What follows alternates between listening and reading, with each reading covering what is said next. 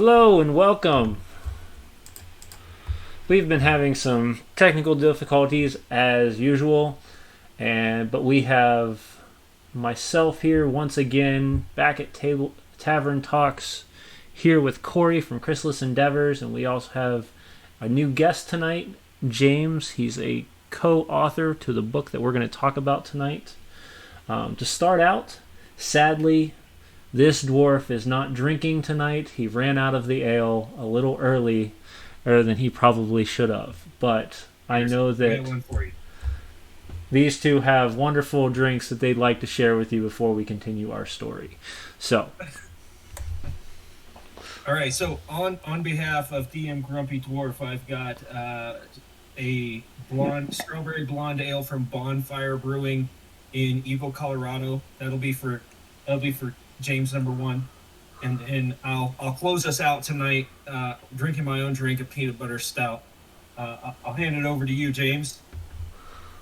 All right. Well, I've got a real fine Huckleberry Mead here from the Camas Prairie Winery up here in Idaho. It's very, very nice. Nice local berry, and of course honey. So what's not to like? Awesome. And surprisingly enough, I have my good old water jug, so that's what I'm drinking tonight. But this is not why we are here. We are here to talk to them about some interesting topics that were brought up last stream. Last stream we talked about the idea of co-DMing. And on top of that, we talked about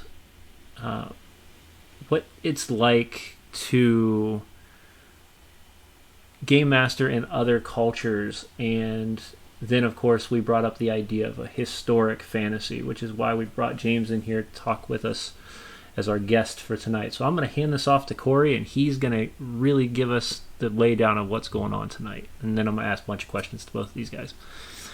Awesome. So as you can see behind me here, we're in development, James and I, on a module for Savage Worlds. And that module, the current working title is Savage History in Service of the Tiger, which is historical fiction, which we can talk about historical fiction and writing modules for that in a second. But to give you a little background, when James moved from Japan back to the States after spending, a decade there? Yeah, 9 years to the day. 9 years to the day. So almost a decade there.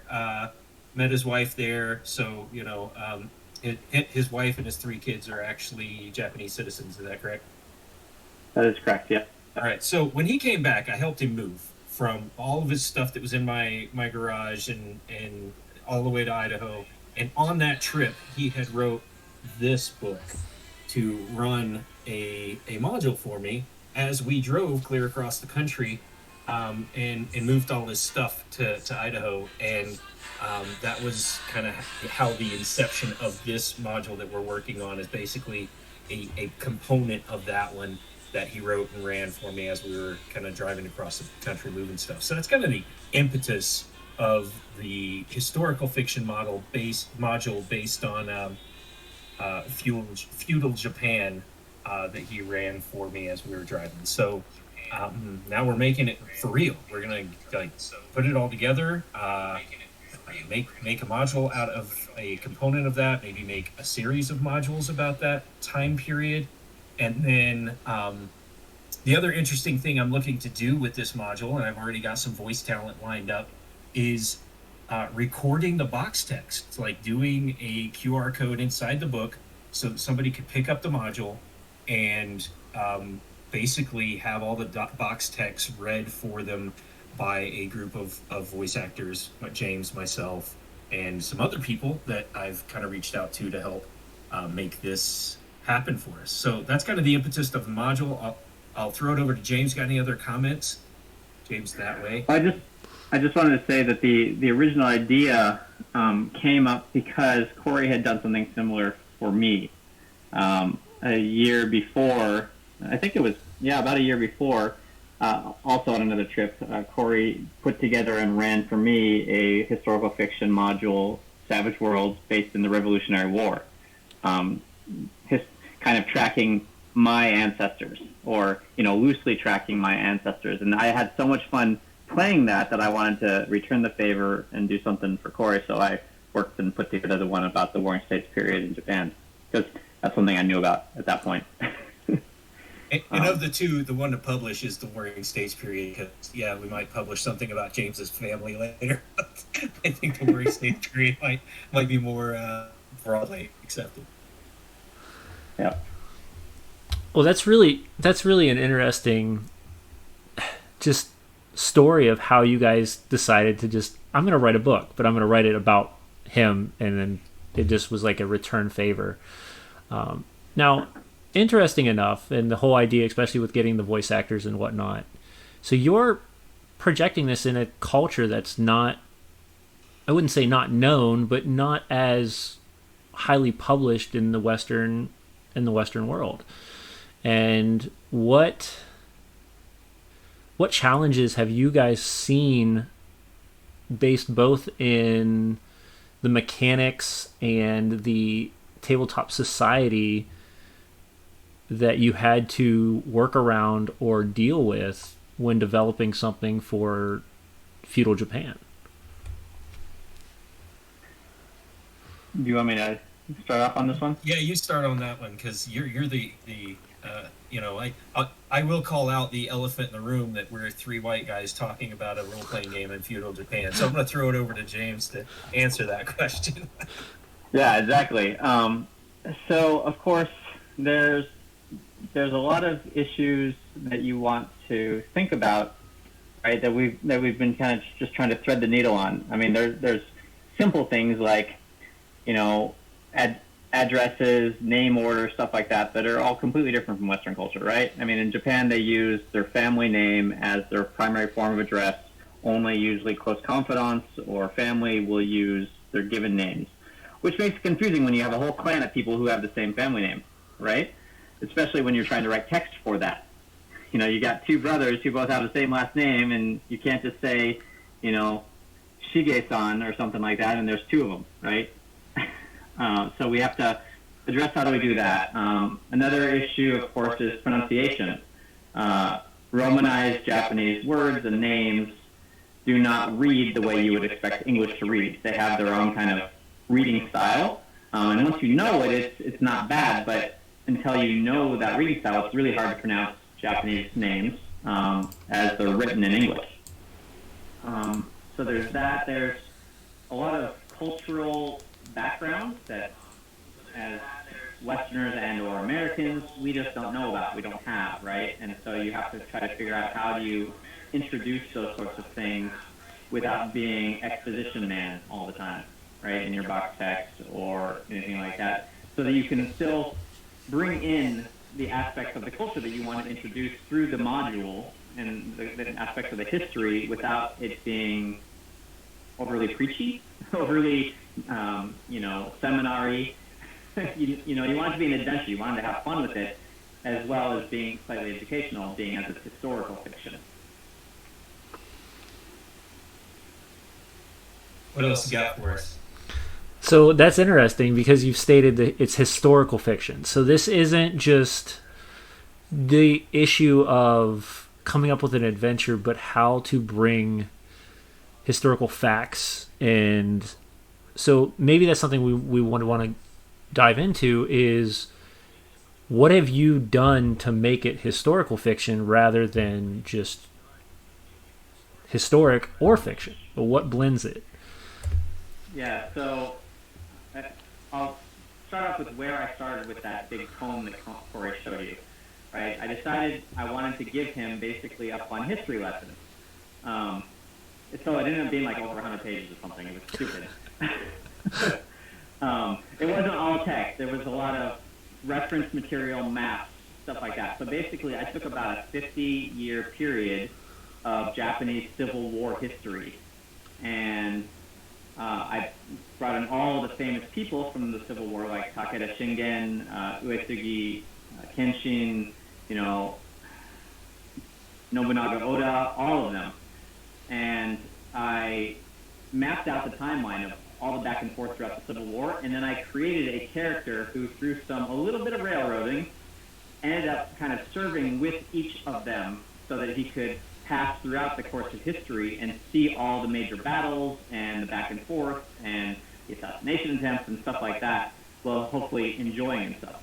So what I wrote for Corey was basically history with an extra guy just kind of hanging out and working his way through all the characters. And then when Corey approached me about actually turning it into modules, we decided to make it a little more historical fiction so that we could break it up in ways that make sense, as well as add in more characters. You have things like, we wanted this to be an inclusive module, so not a lot of female samurai in Civil War era Japan, right? So how do we address female characters? How do we bring them in an interesting and engaging way? And so a lot of that, we take a little bit of, myth, kind of throw it in to try to help engage that. But we're still trying to maintain actual events, actual people, famous people in the historical period, and have them interacting with them, participating in real battles and stuff like that. Yeah, and I think if you are looking into wanting to write something with historical fiction, it's about the gaps between. Like, you've got these facts, right? And they line up history. Well, you can't really, we don't want alternate history roleplay. We want actually historical fiction. So you find those gaps in between the facts and say, here's some place we can play. Here's some place where something could have happened or maybe not, but that's okay. As long as, the major things along the timeline still happen. Like when I ran the Revolutionary War one for James, there were things that did happen. And I didn't want it to be an alternate history adventure. I wanted it to be, sorry, you can't say that the British won the war, right? That's not how we're playing the game. So a little bit of that, like James said, is it is a little bit more railroady in that this happens. And when James and I we'll show you some of the Co-Gming box text that we wrote here in a little bit. You'll see what we're talking about. Like, this happens, but we still want to make it interesting.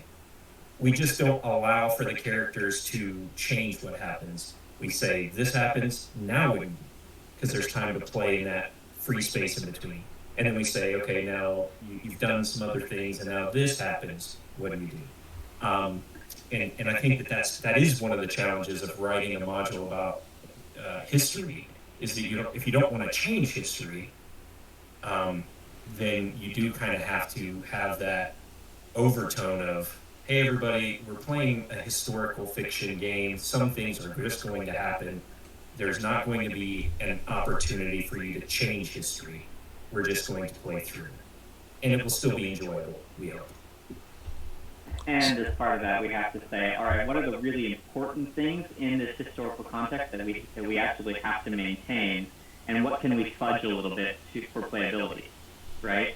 If something took that we really want to include both things and they're like 15 years apart, well, maybe we shrink that a little bit, to make it more playable, right? Instead of, all right, 15 years later, what did you guys do? No, that's an interesting thought. So the other thing is, and this has kind of come from my game master point of view, but players don't listen, period.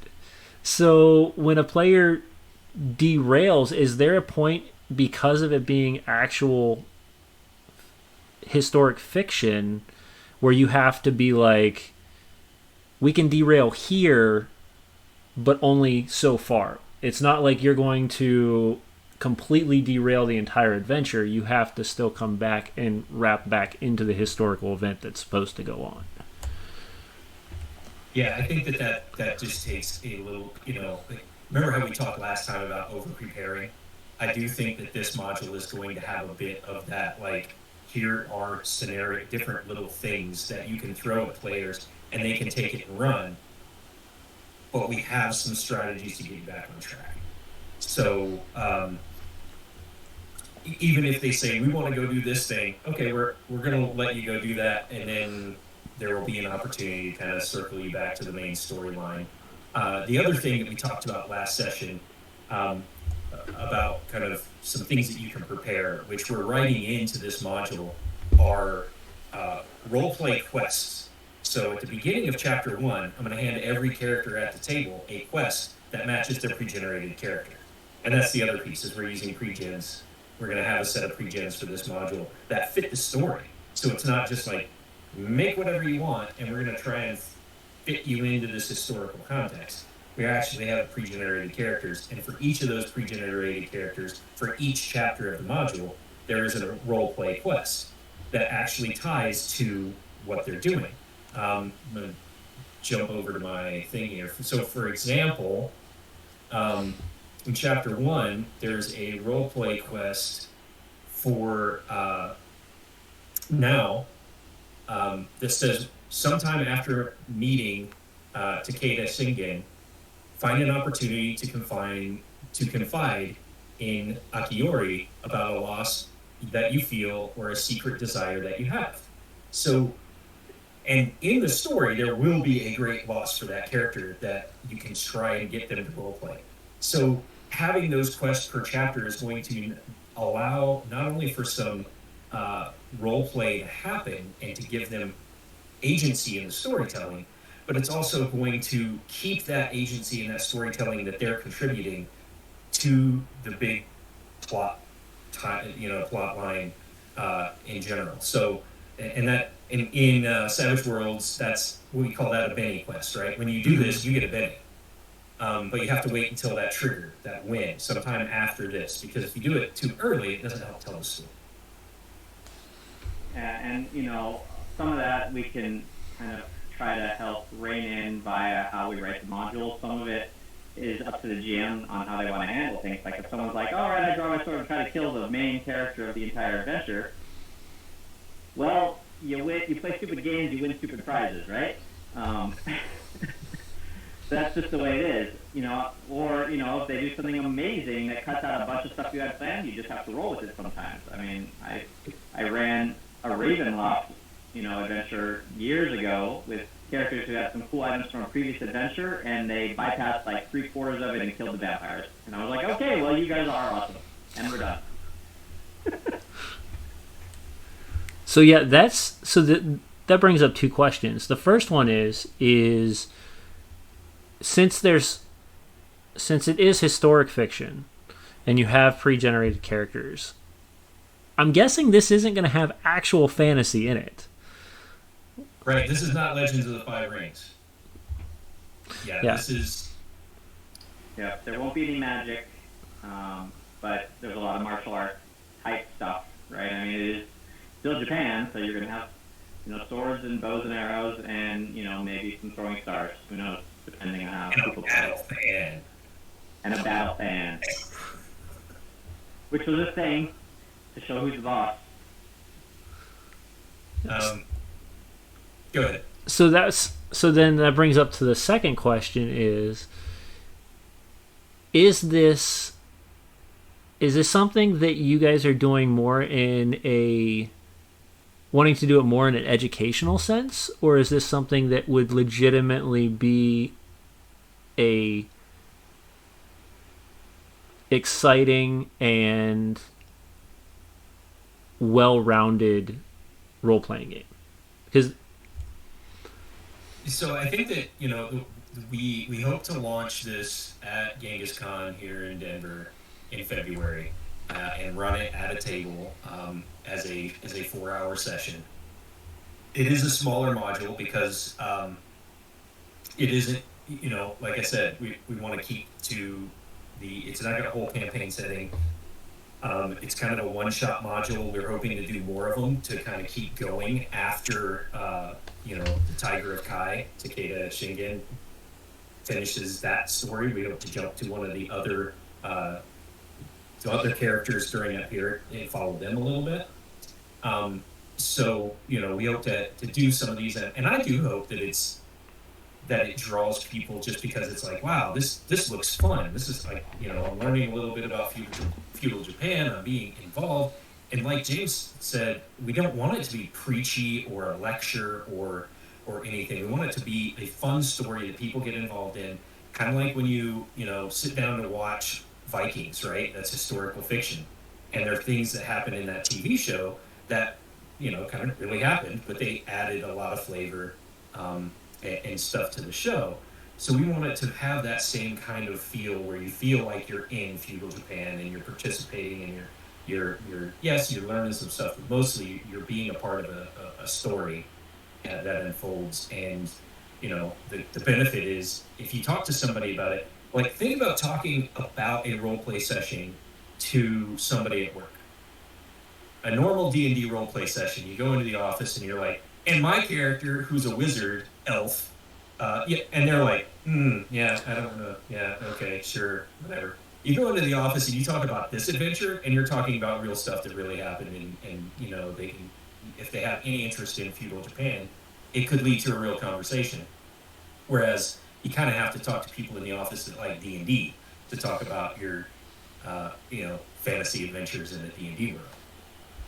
Well, and plus you have to, you have to kind of balance it out with people's play style, right? Some people, they really like sandboxes, right? They want to create their characters from the ground up. They want to think of all their own backstory, and then they want to go and play in some big wide world, right? And then some people, want to come in and take an established character with a backstory that then they can flesh out a little bit, or that they can, play with, right? And then go home after a few hours, right? We're kind of hoping to do the latter, right? We're hoping it's a really fun experience where you can sit down, you gain a little bit of historical knowledge, hopefully without it seeming like you did, and you have a good time playing some pretty neat characters. It's the difference between a sandbox, I guess, and a participatory movie or something, or improv theater, I guess. Yeah, so that's what I was. Every time I hear about this, so it brings back something I did when I was in middle school. Our teacher was like, "All right, each of you are part of this castle, and you're going to learn medieval Europe through their actual jobs and what they did and who they were." And I was like, "Okay." And this to me just sounds like a very much more interactive, much more immersed version of something like that.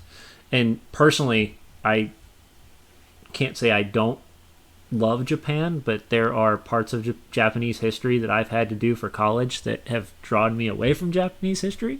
But that was my own fault. Going through manuscript texts from before the 1600s was the most brutal thing I've ever had to do. Oh yeah, Kobun is tough. So, no fun. Yeah. But on the other end, seeing actual things that actually happened and being able to say, you know what, even though it's a game, like, I can, if you're GM, and this really does come down to the GM for it to have a lot of emphasis in this, if he can really bring those emotions that happened during a civil war or during a major conflict in history and bring those to life, it can be a very intense, very high emotion game that you're going to walk out there, you're going to walk after a 4-hour game exhausted just because of neural overload from such an amazing adventure. And I've done it before as a game master where I walk away and I'm like, I need to go take a nap. Like, this is just exhausting. Well, and the other thing that we hope around this is that, we're also writing it with the thought in mind that there will be 2 GMs, which has come back to the core of this kind of thing is Co-Gming, right? Because we don't want it to be preachy, because we don't want it to be a lecture, we want to really personify the different aspects of the story. And part of that, a couple things can happen there. One, you can actually split the party with 2 GMs. These people can go do some reconnaissance or do something, and these people can go do something else. And you have 2 GMs kind of doing the side quest type things with people. But the other part of that is, as you're telling the story, you can tell the story from 2 different perspectives at the same time instead of just reading a bunch of box text to them to try and tell the story. So what I'd like to do now, and James and I you got the document up, James? Yep.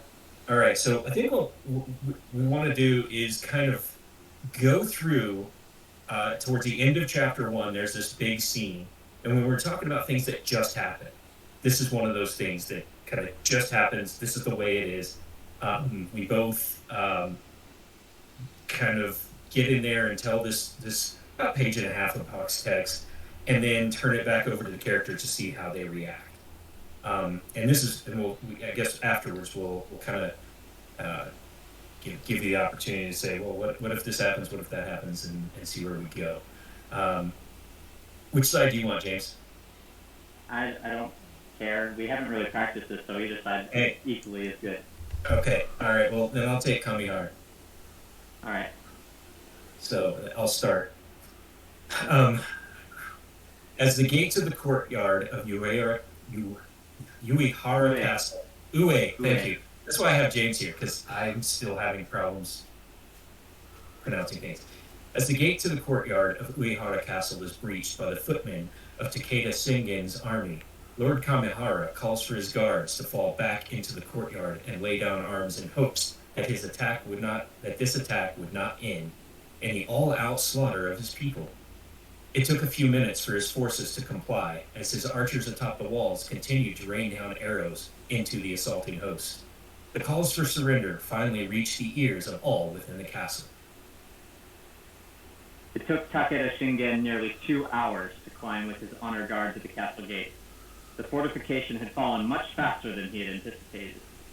His soldiers and cavalry had to be reined in, and the larger battle across the valley and near the lake had to be resolved without losing forces, well pulling back to the captured capital. Lord Kamihara sat in his regal pose with his legs tucked beneath him and his wakizashi across his lap. He hadn't known that he would be sitting this long, and his resolve and the muscles in his lower back began to waver. He glanced around the courtyard and began to wonder about his trusted friend and quartermaster, Araragoro. Had he survived the battle? His eyes fell upon Maruyama Hajime, the man who had assured him that Takeda Shingen, the Tiger of Kai, was nowhere near Suwa. Was he just negligent in his duties as an advisor, or was he a traitor and should not have been trusted? Lord Takeda, called a lieutenant from just outside the gate. We captured this samurai who was leading a push up the northern slope. I believe him to be Uehara Yoshio, Lord Kamihara's trusted general. The lieutenant pointed to an unconscious man being carried by 2 soldiers. Bring him along, in case Kamihara needs any further evidence of his defeat, replied the Tiger of Kai as he took a powerful stride into the castle courtyard. The sight of Uehara's unconscious form draped across the shoulders of the 2 soldiers disheartened Kamihara. During these last couple of hours, he had held some small hope that his trusted general would fly in at the last moment and miraculously save the day. With this fantasy harshly squashed, he steeled himself for what was now inevitable. I greet you, Takeda, and humbly ask that we discuss the terms of my surrender and the future of my people. Takeda looks around. You fought well, but I admit to some surprise at the ease of our victory. I don't know what need I would have for forces such as yours. Kamihara, a bit haughtily. Our intelligence effort were inadequate, and we were unprepared for the forces you brought against us. I assure you that had we had time to fortify our defenses, we would have been a much greater challenge. My warriors are brave and skilled. Well, that as it may be, it may be better to just make a clean sweep and install my own men here. Allow me to take the dishonor of defeat solely upon my own head. In exchange, I will instruct all my men, of whom there are still many in the valley, to serve you faithfully.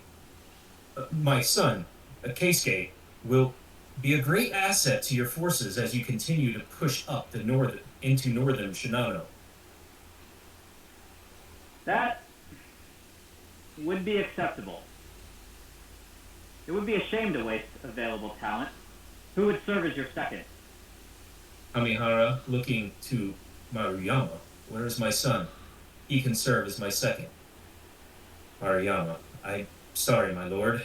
I heard that he was wounded. I believe that Kyurgens are tending to him now. Kamihara, looking down. I appear to be even more destitute in men of sufficient stature than I thought. Lord Takeda, if you swear to take my people as your own, I would be honored if you would attend me and stand as my second. Lord Kamihara, a most noble offer. I accept. Your men will be brought into my army. Your son will continue your line here at Ueyama, and I swear to treat yours as my own. Kamihara pulls his blade and prepares himself for what he must do and thinks of his daughter. I hope that now reaches safety, for there is none guaranteed here. Amaterasu guide her steps. Takeda steps behind into the side of Lord Kamihara and draws his own blade, raising it high and ready to end the old lord's life with a single powerful swing to the neck. Kamihara turns his head and the two men's eyes lock in an unspoken understanding. Takeda makes a nearly imperceptible nod as if to say, trust me, this will be quick. Lord Kamihara stabs into his own abdomen and draws his blade through his stomach, and suddenly, as he begins to withdraw his own organs, Takeda swings, and he lives no more. Fearing the worst, you approach the castle with your weapons stowed. The enemy soldiers escort you into the courtyard, and you see what can only be Takeda Shingen, the Tiger of Kai, standing with a group of his lieutenants. He is an imposing man whose lacquer armor gleams with gold and red. Green bas-relief tigers are engraved on his chest piece, and a demon's face sits atop his helmet. He gestures with his metal war fan, a baton with a wide rectangular end, as he talks to his men. The corpse of Lord Kamihara is being prepared for burial. His body is draped in a white sheet with no visual evidence of the brutal seppuku ceremony. What do you do? But like we were saying, that's kind of, this happens, right? Right. Some of the characters are related to Kamihara. Some of the characters, all of the characters previously served him.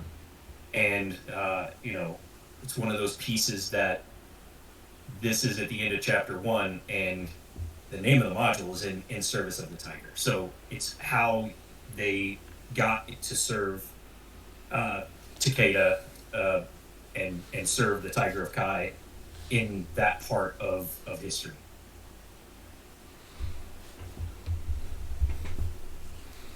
Okay. I'm trying to see, because it sounds fantastic. And I'm trying to play devil's advocate just a little bit to give you guys some more thought on it. This is still in development stages, so now's the time. Yeah, so and anybody who watches this either now or in the future, please put your comments below. But this is where player understanding with the game master would have to be very solid compared to a game like I've played or that I run on a normal basis, where you give the players the agency to do whatever they want. There are always consequences to what they do, but you give them that agency to do so. This is a little more difficult because you're following a storyline that no matter what has to happen. There is no option. Yeah, and there's there is no way to save Kamihara. And then if they show up and you say, what do you do? And this goes back to those quests, right? There's one of the quests that is given to one of the two brothers that basically says, in an appropriate time, keep your brother from going off the deep end, just in case. One of the brothers says, well, I walk in, I see the dead body of our Lord, and I attack the Takeda, right? I just brush him, charge, right? +2 attack, -2. Here we go. Right, and you're surrounded by super high level mobs, Right, so you do run into that problem, and I warn my players all the time. I was like, if you attack a guard, expect the guard to whoop your butt the first time. It's not gonna. It's just how this works, because when you start to develop your characters, especially at a low level, they're not supposed to just be able to wipe out a town guardsman or slaughter half a village in at level 1. It just doesn't make any sense. And something that is interesting about this, and it's something that it's way out of my wheelhouse, but I'm excited to at least try it, is that you now have pushed more into the idea of interactive history rather than interactive storytelling. So you're cutting pieces, and we've talked about this, I think, in Stream 1, where you always want to have that start, that beginning scenario that really hits the players. But with a one-shot, it's difficult because you have to have, and especially with history, now you've got to have 2 or 3 of these to make sure that the story follows through with the historical content. Now, when you guys are designing this, and I know you guys had stated it's 100 pages, but for the actual module itself, how many pages, or how big do you think it's actually going to be? Not going to be 100. No. His 100-page thing was about the whole Warring States period. So this one, and we're going to do this one, record the box text, do as much as we can, but stopping with the basically the takeover of Shinano, and that piece of history is where we're stopping, and then we'll see how it goes. Play it a few times at some conventions, throw it up onto Drive Through RPG, see what our comments coming back are before we go for another one. Yeah, and it's also obviously the box text that we just went through, that's the end of the first chapter, of the first part of the adventure, right? So they've already, gotten their introductions out of the way. They've already had a couple encounters. They've had to make some roleplay decisions already. So either they were subdued or they turned in their weapons, right? So like by the time they get to where all right, what do you do now? Hopefully nobody's just going to be like, I'm going to Leroy Jenkins the whole castle, even after I already agreed to either put down my weapons, and I'm a samurai, which means, the code of honor is a real thing, or else you cut your own stomach, right? And so, or, you're going to attack them unarmed, and chances are you don't have that skill. So, there is definitely some of that, right? There's a lot more lines on the ground to look at, and I hadn't ever played anything like this until Corey did the one for me on the Revolutionary War, but it was some of the most fun I've ever had, and it was one person adventure. Like, he did it just for me while we were on a camping trip, and I was engrossed the entire time. Well, that's awesome, and that's something that we can talk about at another time. Is how do you play a 1-to-1 adventure? Like, I know a lot of us, we love to play, but sometimes the hardest thing is finding enough players to play. Sometimes it's working that schedule well. And one of the ways to do that, to keep your story growing, is through these one-off 1v1 adventures where you can take a player and you can either directly interact with that player through his backstory or through a side direction that you're running a player, and develop them single-handedly for when you all can come back to the table. But that'll be a different topic completely. As for the co-DMing thing, so the way it sounds, and this is just my own thought on this, is that you guys are just bouncing from text to text. Now, is there legitimately in the book itself spots that says, well, this guy reads this, the next guy should read this? Like, or is it just, I'll read the first one, you read the second one?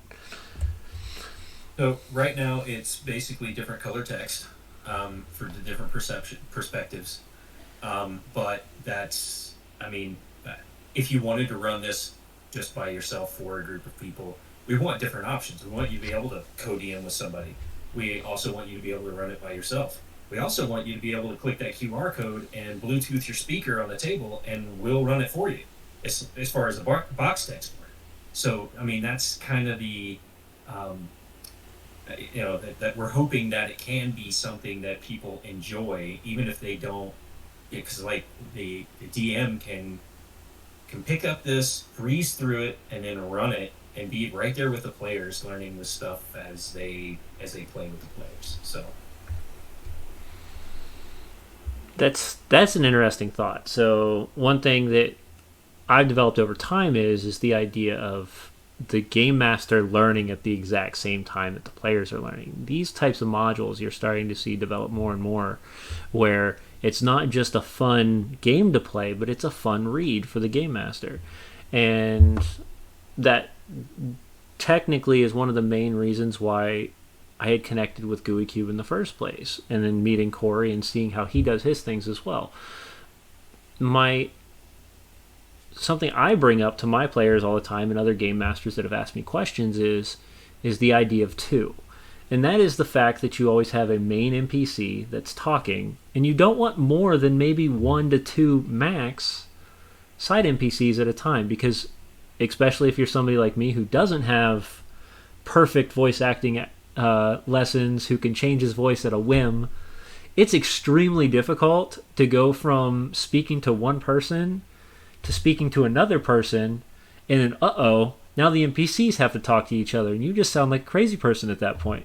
So when you do that kind of thing, and the box text is definitely a unique way to do it, is you give the opportunity to give multiple perspectives from multiple different angles very quickly without the confusion of who the hell's talking, because that is a big problem that you run into in a lot of modules. Is the writing is there, and the writing is there to talk as this person, but when it starts bouncing from the orc to the elf and the elf to the dwarf, those are 3 very hard accents to adjust with very quickly.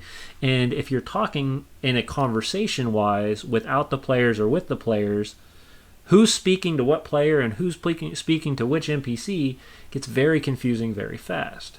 So I always go with 2. That's my like the rule of 2 NPCs, and that's it. Yeah. They don't rule like of to 2. talk to each other. They hate each other. Right. So I got want to throw in here some co-DMing do's and don'ts. All right. So one mistake, and actually James and I made this mistake co-DMing, I think from a visit, was good cop, bad cop co-DMing. I ran the story in the NPCs, James ran the bad guys in combat.